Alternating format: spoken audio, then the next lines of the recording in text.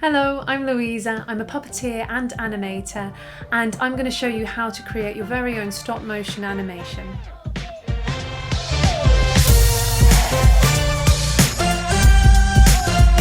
This is the first of 3 videos, so you'll have to watch all 3 in order to go through the whole process, from planning to animating to editing your short scene all together. So this first video is all about what I think is the most important stage, planning and setting up. Now, when you watch a cartoon or an animated full-length feature film, what you're normally actually seeing is a whole series of photographs or drawings that have been put one after the other, and then they flow together to tell the story. And that's what we're going to be doing across these 3 videos. So, here's what you're going to need. Number 1, you need a digital camera or a smartphone to take photographs with, and it can be absolutely any smartphone as long as it takes photographs. Number 2, you need something to hold your phone or your camera, so you can either use a camera tripod or something like this, a little stand for your phone.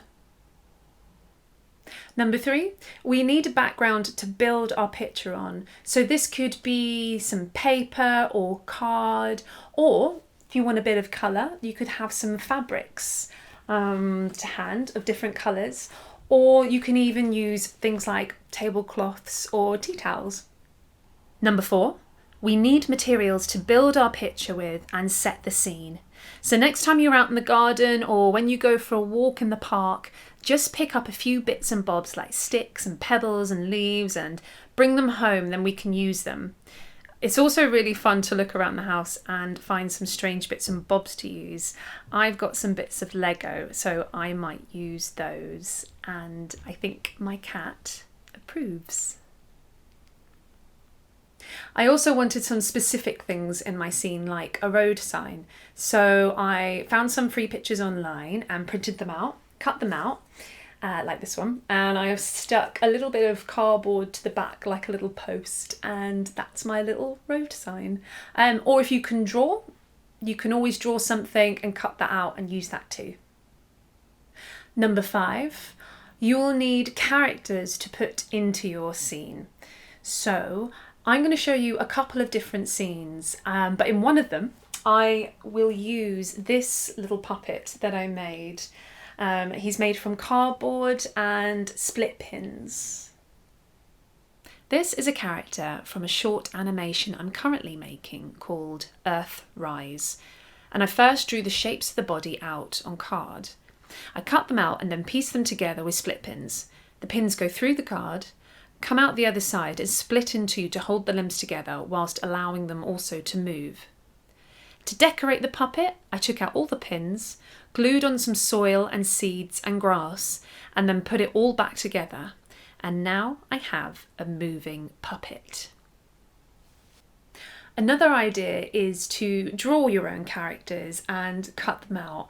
But if you're like me and I find drawing really hard, what I do is I go online and look for some free drawings that I can print out and cut out. And I quite like using these little silhouette characters that I'm going to show you in one of the animations that I'm going to do for you. Number 6, you're going to need a device to edit together all your photographs to make the film. So ideally this could be a computer or a laptop.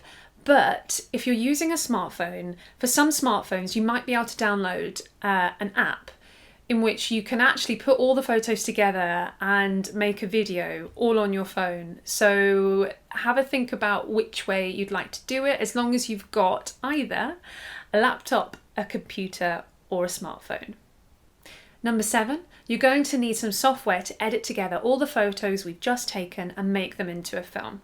Now, like I've just said, you can use an app on your phone, but if you're using a computer or laptop, all you need is some really simple video editing software. Most computers or laptops already come with something really simple like Movie Maker, and that's going to be absolutely fine for what we're going to need. At this point, you might need the help of an adult to do the more technical things, but see how you go. So, now what are we actually going to animate? The first thing you need to do is plan your story. And I've got 3 questions that you can ask yourself to help you plan out your whole story. First question is, what story do I want to tell? Even if you're making just one short scene, what story is that scene telling? Now, the story I'm going to tell is loosely based on a myth from the town of Harrow. In my story, I'm going to have a car driving into town. It's a beautiful, bright, sunny day with clear skies. And it seems like just a nice normal day when suddenly these big winged creatures are seen flying through the air above the car. Now, that's the story I'm going to tell, but you can tell any story you like. Although I will invite you to think about maybe telling a story from your local area. Maybe do some research or asking around about any stories about your local town or village. See if there's any unusual stories that you can turn into your own story. Second question, what characters do I need to tell this story? So for my story, I need a car, which I've made out of Lego, and I need my flying creatures that are going to fly through the sky. So I've got 2 different versions I'm going to show you. I've got the drawn version, that's a picture I've printed out and cut out, and I've also got my split pin puppet that I made.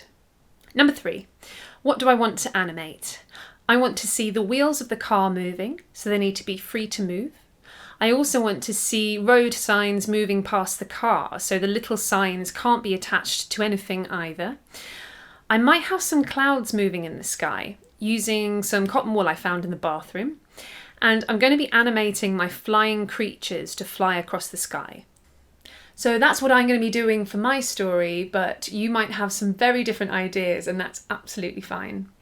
So now that we've planned our story, the next step is very important, and that is the setup.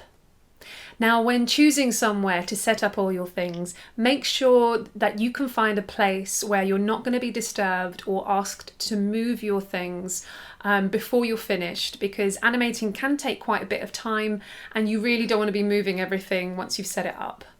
So when you've found a space to set up, you need a table to lay out your backdrop. Then you need to set up your camera or your phone on a stand so that it's pointing down as much as possible onto your backdrop. The last part of the setup is lighting.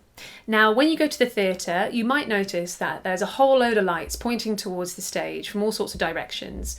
And that's really to make sure everything on stage and everyone is really well lit. And it's the exact same thing for animation. We want to make sure our animation is really well lit. Now, even though I have some small photography lights, I also use normal desk lamps. So really, you can use any light you find around the house.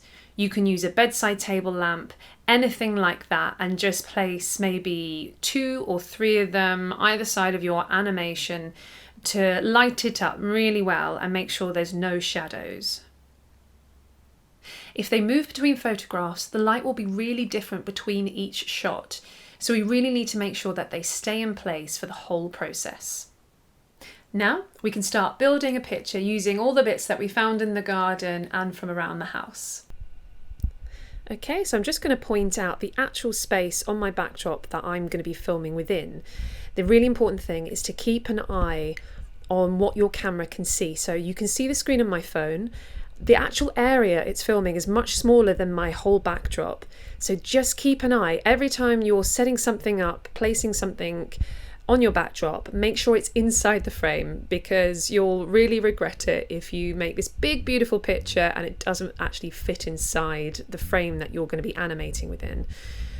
So as you're placing all the little bits and bobs, really make sure that it's inside the frame. Here are my signs. These are my clouds. So I'm just going to place the car off screen, because the first thing I want to happen is for the car to drive onto the screen. And here is my finished picture. So now you should be all set up and ready to start animating. So this is the end of my first video, which was to help you plan and set up for your stop motion animation. And the next video is going to be all about the actual animating. So hopefully I will see you then.